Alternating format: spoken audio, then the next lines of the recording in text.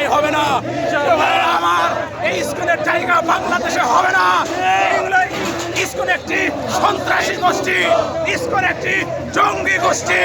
এই ইসকনের জায়গা পৃথিবীর কোথাও হবে না।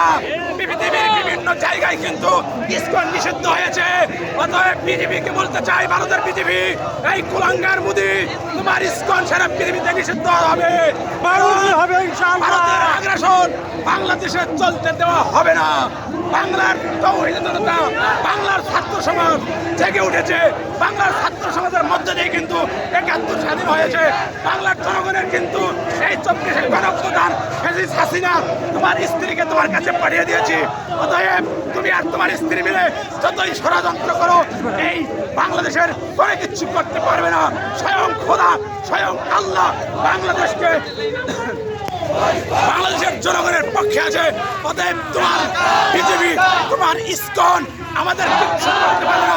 যদি আমাদের বাংলাদেশে হামলা করার চেষ্টা করো, তাহলে এই বাংলার গণঅভ্যুত্থান যেমন ২৪ হয়েছে, সেইভাবে তোমাদেরকে পাকড়াও করা হবে পাকিস্তান থেকে, নেপাল থেকে, ভুটান থেকে, আফগানিস্তান থেকে, এবং তোমাদের চতুর্পাশে এই সমস্ত রাষ্ট্র রয়েছে, প্রত্যেকটা রাষ্ট্রই কিন্তু তোমাদের বিরুদ্ধে চলে গেছে। অতএব তোমরা যদি বাঁচতে চাও, তোমাদের দেশকে যদি রক্ষা করতে চাও, তোমাদের সেভেন সিস্টারকে যদি রক্ষা করতে চাও, তাহলে তোমরা এই ইসকনকে নিষিদ্ধ করো। তোমাদের সেভেন সিস্টার টিকবে, নচেত কিন্তু তোমাদের সেভেন সিস্টার টিকবে না। তোমাদের কলকাতা, তোমাদের আসাম, তোমাদের ত্রিপুরা, তোমাদের মিজোরাম, তোমাদের নাগাল্যান্ড, তোমাদের মণিপুর, তোমাদের সকল অঙ্গ সংগঠন, তোমাদেরগুলো খণ্ড খণ্ড খণ্ড বিখণ্ড হয়ে যাবে। অতএব বাংলাদেশকে নিয়ে ছিনিমিনি করতে চাইলে